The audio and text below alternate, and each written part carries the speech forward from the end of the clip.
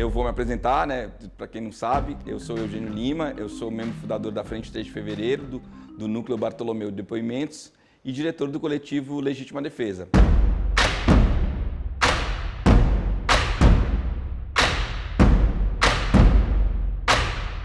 Assim, eu, como todo mundo, sou formado de muitas memórias e de muitos desejos, né? Alguns desejos que eu considero que eu já consegui realizar, ou pelo menos que eu sonhava que eu pudesse conseguir realizar, e outros desejos que estão numa ordem do devir. Eu acho que, o que me define são as relações que eu tenho. As relações com o meu tempo, relações com os lugares que eu vivo, com as pessoas que eu amo, com as artistas e os artistas que eu admiro e principalmente com aquilo que eu acredito que eu faça como artista, né? Então, o tempo do ser e o tempo do fazer, ele não é tão abjeto, porque o trabalho, para mim, ele não necessariamente está vinculado ao sacrifício, à coisa penosa e à produtividade, né? Eu acho que o meu trabalho, ele tende a me ligar com aquilo que eu acredito fazer no mundo, né? E aí tem algumas coisas que eu acho que podem dar algumas pistas de processo, assim. Primeiro, né, eu sou migrante, eu sou nordestino. Então, eu nasci numa cidade, cresci em outra e vim embora para São Paulo. Depois voltei para essa outra cidade, depois vim embora para São Paulo de novo e aqui estou desde 1984. Ou seja, eu nasci em Recife, morei em Natal, vim para São Paulo, voltei para Natal de novo e voltei para São Paulo. Ou seja, eu não tenho esse lugar do pertencimento do território como uma coisa absoluta, porque a Recife que eu nasci não é a Recife que existe hoje. A Natal que eu cresci não é a Natal que existe hoje. E a São Paulo que eu estou não é a mesma São Paulo dos anos 80. Então, essa ideia de fluxo é uma coisa que, para mim, é muito cara e que eu acho que me define muito. Por isso que eu prezo tanto a relação com a diáspora, principalmente a diáspora negra. Porque eu não vejo o território tomando conta de tudo aquilo que eu acredito. Então, para mim, eu posso ter uma profunda simbiose com outra pessoa que morou em outras condições que não a minha, por exemplo, como é o caso do meu brother, que é o Nelmo Yanga. A gente tem semelhanças muito grandes, mas a gente cresceu em situações muito diferentes e algumas muito semelhantes, entendeu? O Nel nasceu em Soweto e cresceu nos últimos anos do Apartheid, né? Na verdade, né, ele tem mais ou menos a mesma idade que eu, ele nasceu em 70, né?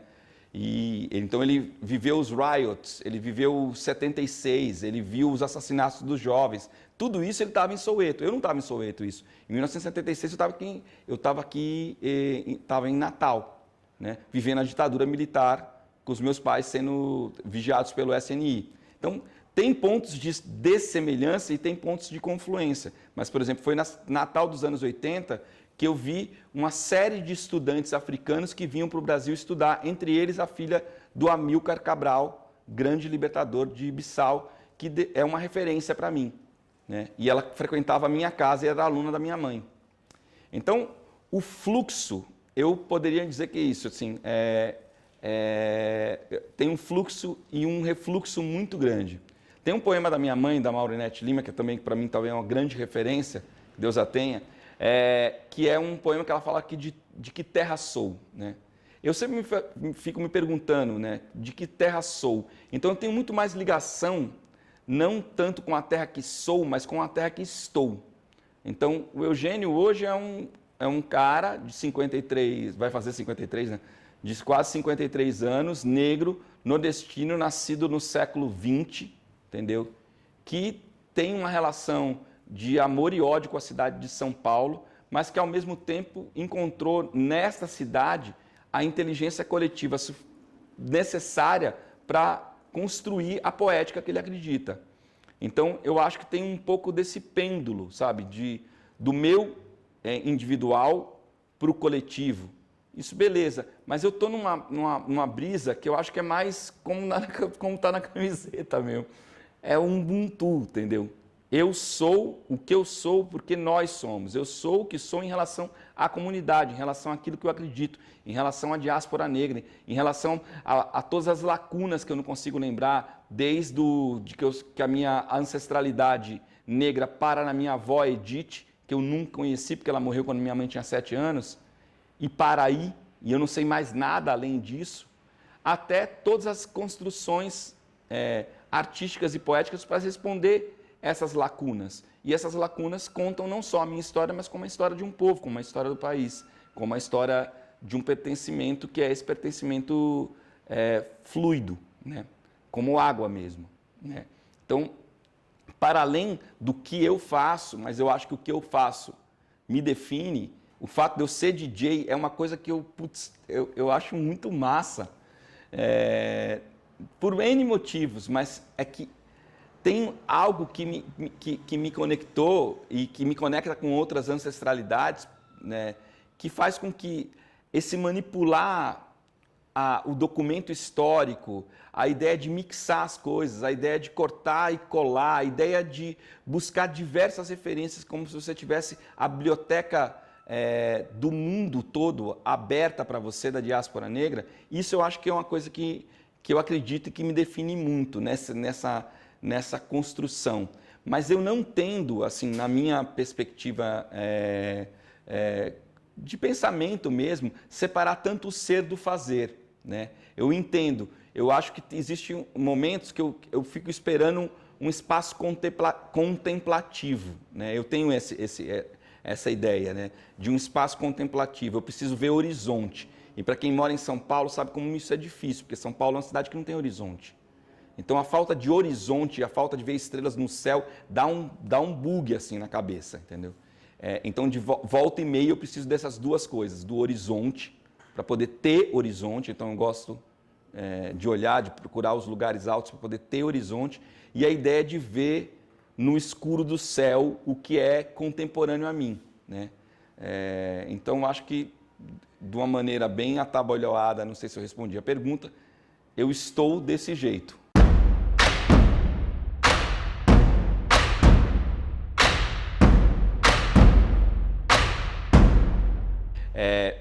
Eu quero pensar assim, só pensando numa metáfora, que é uma coisa que eu acho muito interessante. Tem um texto da Angela Davis que ela fala assim, que ela não se considera um indivíduo de feitos heróicos, mas ela se considera um ser humano que tem o seu processo histórico em curso. E aí ela fala o seguinte, se ela conseguiu atravessar determinadas barreiras, foi porque outras gerações mantiveram essa fresta da porta, essa porta que está entreaberta, porque ela nunca teve aberta para nós, entreaberta para que as próximas gerações pudessem abri-la mais e até o momento que a gente possa realmente destituir essa porta do seu pertencimento, dizer o que é possível e do que não é possível. Então, a ideia do pé na porta, a ideia de que é preciso abrir essa porta e essa porta precisa ser escancarada, é uma imagem que, para mim, ela é recorrente. Em diversos momentos. Eu acho que talvez a imagem disso que eu tenha é da história da minha mãe, da Maurinete Lima, né? Que é uma pessoa que perde a mãe quando tem 7 anos, né? Que foi abandonada, que é vendida por uma catadora de papelão, depois é recomprada pela própria madrinha, vive numa situação com uma certa analogia a um processo de submissão e aos 16 anos sai de casa, se forma, vai ser assessora do Arraiz, faz tudo que ela fez, constrói isso e monta, é poeta depois de 70 anos, monta a Frente 3 de Fevereiro, é a primeira mulher negra a ser paraninfa de uma turma na Universidade de Pernambuco, depois é a primeira professora negra contratada da Universidade Federal do Rio Grande do Norte.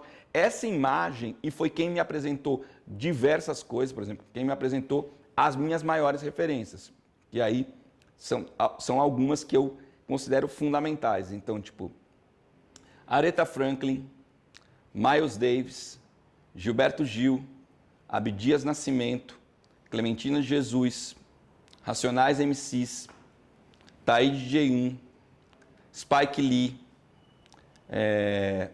Walter Benjamin, Joseph Kizerbo, Sheikh Anta Diop, Angela Davis, Patrick Lumumba, Amilcar Cabral, Solano Trindade, Raquel Trindade, Lélia Gonzalez, né, Benedita da Silva,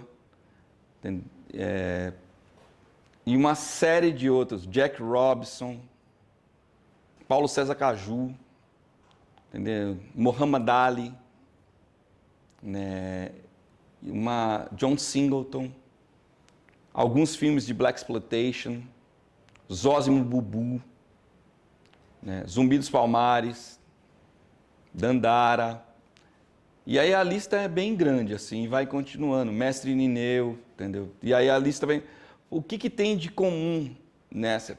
Martin Luther King, Malcolm X, na minha juventude, Malcolm X foi fundamental, James Brown, entendeu?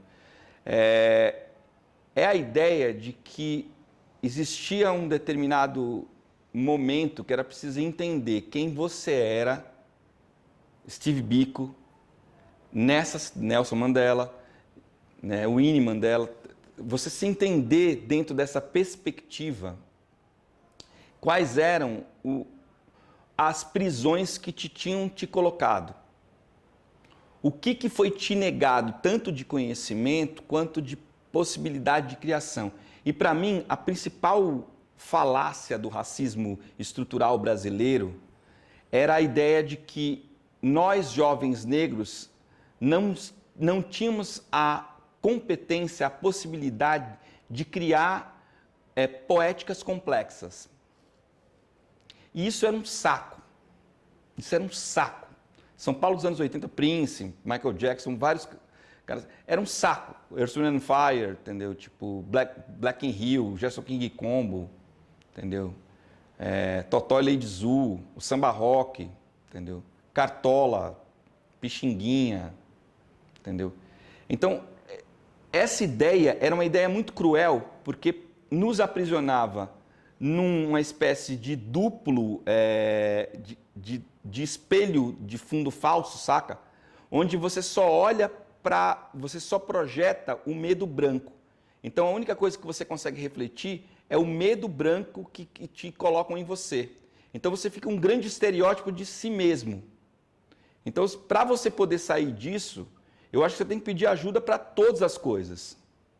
E aí, nesse sentido, a construção estética, poética e política de determinados artistas que vão variando ao longo do tempo, foram fundamentais para que eu pudesse falar, não, peraí, mas eu penso diferente dessa parada. Eu acho que eu posso fazer isso de outro jeito. E aí, evidentemente, no meu caso, o que faz com que isso seja um grande processo de autoentendimento, de inspiração e ao mesmo tempo de, eu entendi o que eu encontrei a minha turma, é o hip hop.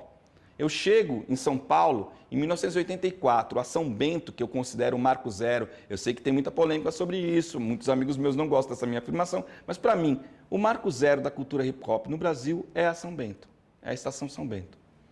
São as 4 equipes de break original, Nação Zulu, Street Warriors, Backspin e Crazy Creole. E aquilo que acontecia de sábado na São Bento era como se eu tivesse visto o mundo mágico inteiro acontecendo na minha frente. E essa geração do hip hop, essa primeira geração do hip hop no Brasil, já aí a gente está falando em segunda geração, com todo, né, com Herc, Bambata, Grandmaster Flash, faz com que eu consiga olhar para o mundo de uma maneira que eu consiga entender. Porque existia uma ideia de que a gente precisava conhecer toda a biblioteca colonial, e só depois que eu conhecesse toda a biblioteca colonial, que aí eu podia fazer alguma coisa. Isso é uma prisão do cão.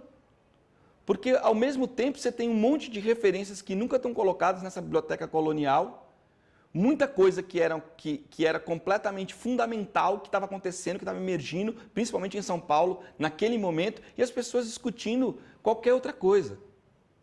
E que se hoje é fácil falar que Racionais é fundamental, que o hip hop é fundamental, há 30 anos atrás, 25 anos atrás, não era assim não. Os caras tiravam a gente de comédia. Entendeu? Tal qual fizeram com o Pixinguinha, que falava que a música dele era muito americanizada, porque ele fez um choro em 3 partes. entendeu? Então, esse tipo de coisa foi o que me proporcionou a ideia de que era preciso colocar o pé na porta. Ou seja, que eu precisava encontrar uma linguagem onde eu pudesse caber também.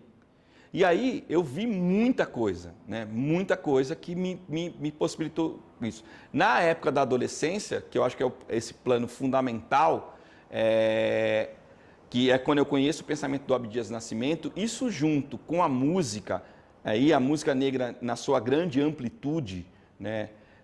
Foi fundamental para eu construir essa poética. Mas quando eu saquei mesmo que a minha geração era a geração do hip hop, aí, puta, mano, isso aí foi tipo...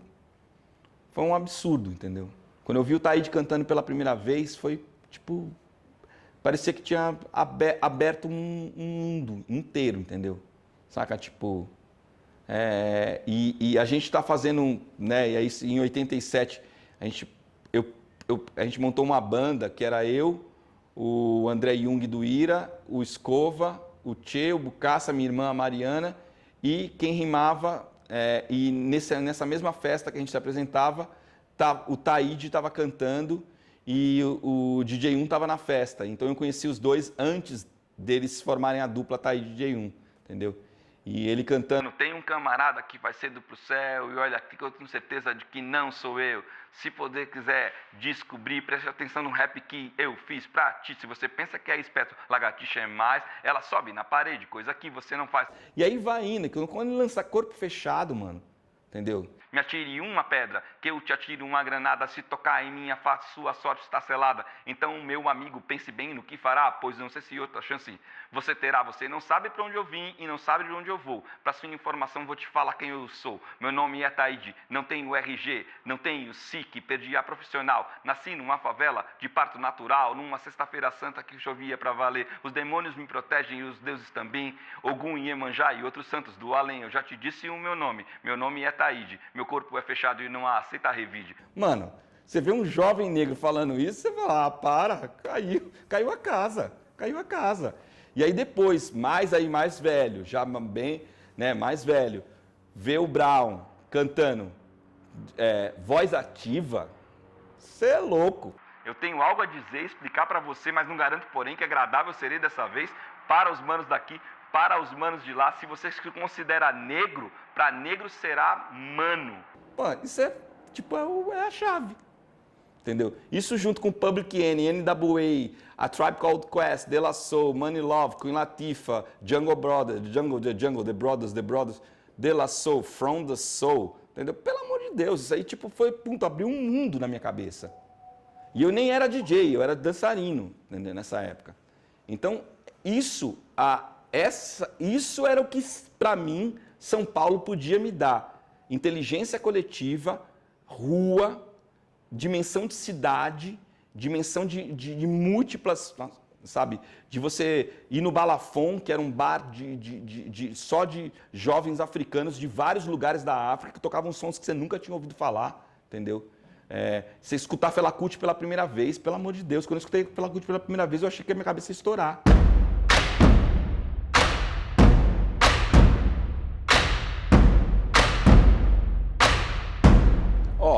Eu vou dizer, vou ser bem sincero, é uma coisa difícil, mas eu vou ser bem sincero, né? Todas essas memórias hoje, para mim, elas são muito elaboradas, eu já pensei muito sobre isso, e principalmente depois da volta pro Orum da minha mãe, eu tenho pensado nisso muito e encontrado alguns marcos. Então, não quer dizer necessariamente que tenha começado ali, mas para mim começou. Então, se foi assim, ou se é uma fabulação da minha cabeça, agora a ficção e a realidade se confluem numa coisa só. Eu tenho uma memória que é muito cara para mim, era um domingo, minha mãe estava sentada escutando os discos e ela coloca um disco do Miles Davis para tocar, que é um disco que eu tenho até hoje.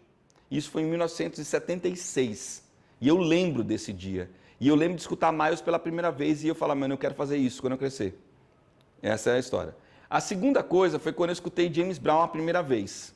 Quando eu escutei James Brown a primeira vez, eu juro por Deus, eu achava que eu tinha ganhado superpoderes.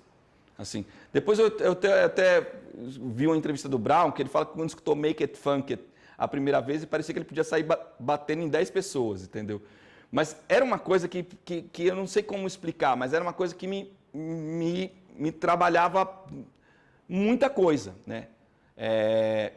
E uma outra referência que para mim foi muito cara, aí já um pouco mais velho, assim, próximo dos 11, 12 anos, foi quando eu escuto aquela trilogia, né, do Gil, que é o Refazenda, o Refavela e o Realce. Que isso daí, durante muito tempo, eu fiquei nessa brisa. E volta e meia eu volto para isso, entendeu? Quando eu estou muito, assim, meio muito confuso de mim, eu volto a escutar esses sons que eles me dão o meu norte. Porque para mim parece como tem uma espécie de força, uma força que me coloca. Agora, quando eu desejei ser artista, aí eu acho que eu tenho isso de uma maneira mais elaborada, que foi aos 12 anos, era o Dia Nacional da Consciência Negra. O professor Kabengele Munanga e a minha mãe, a Ornette Lima, tinham feito uma reunião com o Abdias lá na Bahia e voltaram com a tarefa de todas as universidades comemorarem o 20 de novembro. E eles montaram um programa nesse 20 de novembro. E nesse 20 de novembro tinha um filme, que é um filme curioso, né? Que é o único filme que o Antunes Filho fez, que chama Compasso de Espera, que é com Zósimo Bubu. E tem uma cena que me chocou profundamente, que é o Zósimo e a outra atriz, que eu não lembro mais quem era, né? Eles estão numa praia, numa espécie de praia deserta do Rio de Janeiro, e ele é negro e a menina é branca, e aí os caras da praia, os boy da praia, começam um processo de linchamento dos dois. E aquela cena me deixou muito chocado, aquilo ficou muito forte. E quando eu conheci o Zósimo, até conversei isso com ele, eu só falei com o Zósimo uma vez na minha vida. E eu falei isso para ele, que eu tinha visto isso com 12 anos. Ele falou, mano, como você vê esse negócio com 12 anos? Então, não sei o quê. Né? Eu sei que isso daí era muito forte, a história do compasso de espera. E aí, eu, a partir disso e de contato com o pensamento do Abdias, com aquela coisa, e aí descobrindo que ele tinha feito o Teatro Experimental do Negro, que ele também já tinha sido ator, já tinha sido diretor, tudo, aquilo me deu um start, assim, para poder elaborar isso. Mas eu só fui lidar com isso mesmo, porque durante muito tempo eu pensei que eu ia caminhar como os meus pais dentro das ciências sociais. O que eu considero o marco foi quando eu largo a faculdade de Sociologia, na PUC, chego, reúno os meus professores e falo, estou largando a faculdade porque eu vou ser artista. E eu fiz isso. E convido todos eles para assistir um show meu. Entendeu? Então, concretamente, isso aconteceu. Agora, um cheiro desse momento, eu não tenho desse momento, mas eu tenho duas imagens, né? Que é o cheiro do mar, que é isso, apesar de eu viver numa cidade há muito tempo, numa cidade sem mar, eu não tenho mais digamos assim, eu não tenho esse saudosismo de viver numa cidade que tenha mar, mas eu tenho muita saudade do mar, né? É uma coisa que me dá muita saudade. O mar é um espaço de cura para mim e para metade da humanidade. Enfim, nada novidade isso.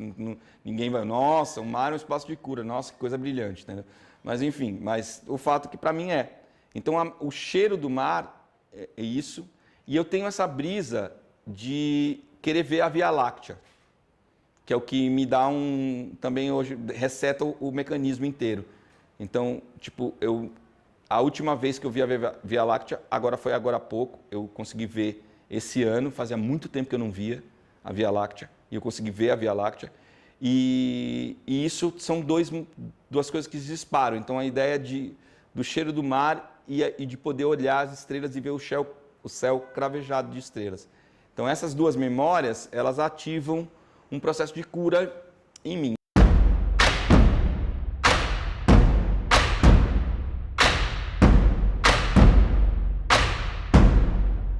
A cor para o futuro é preto, por dentro e por fora.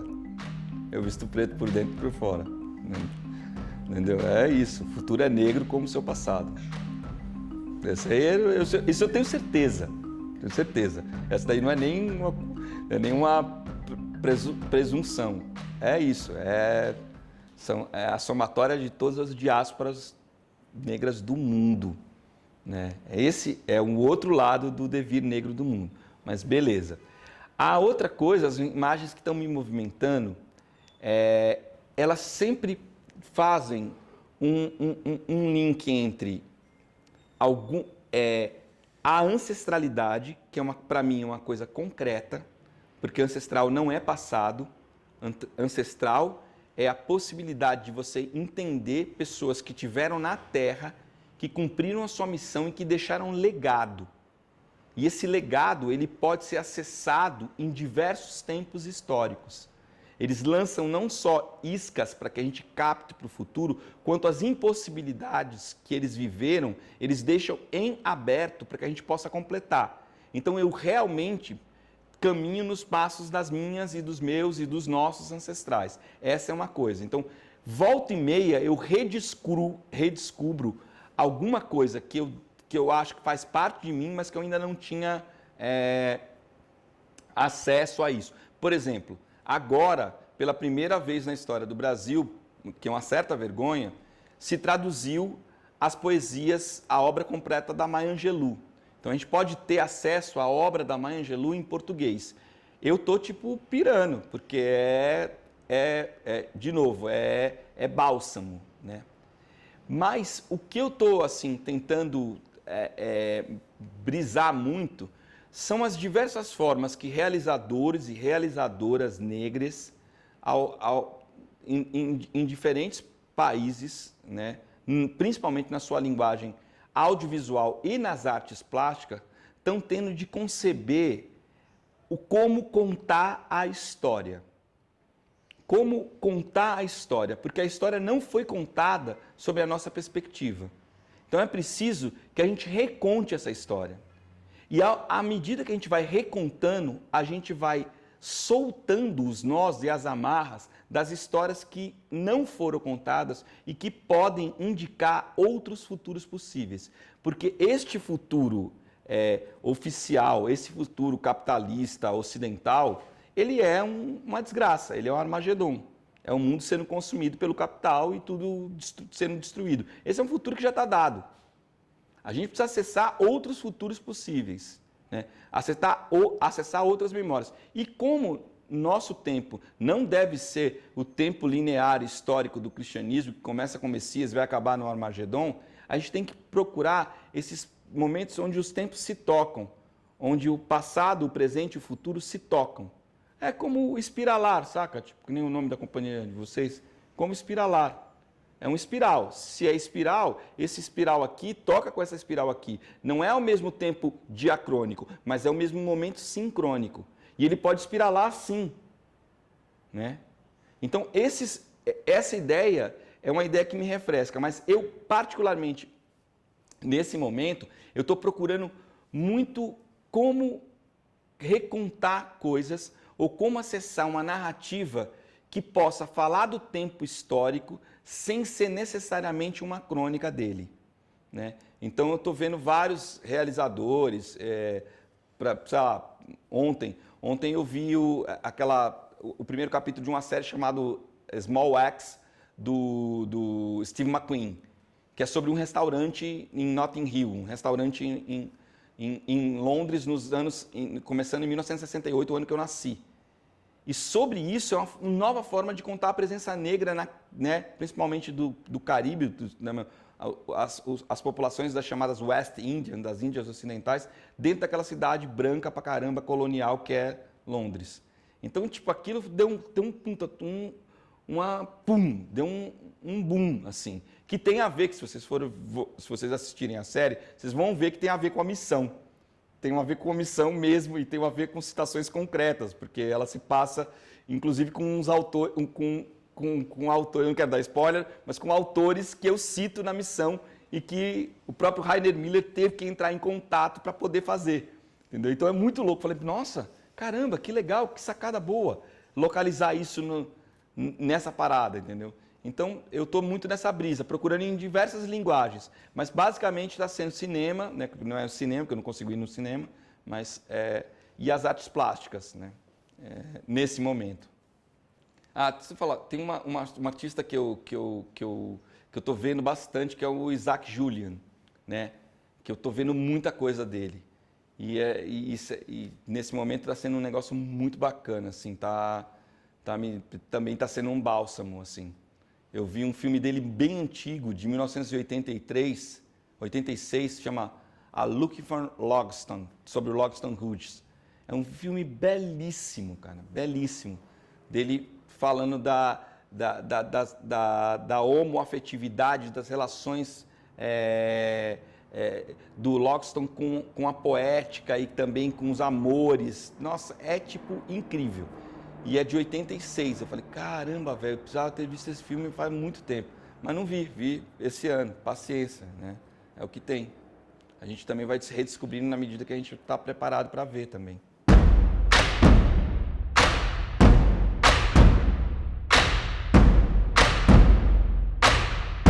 Acho que a gente está em relação, então todas essas perguntas e essas trocas, a gente vai estar em relação. Eu gosto muito da ideia de aliança, né?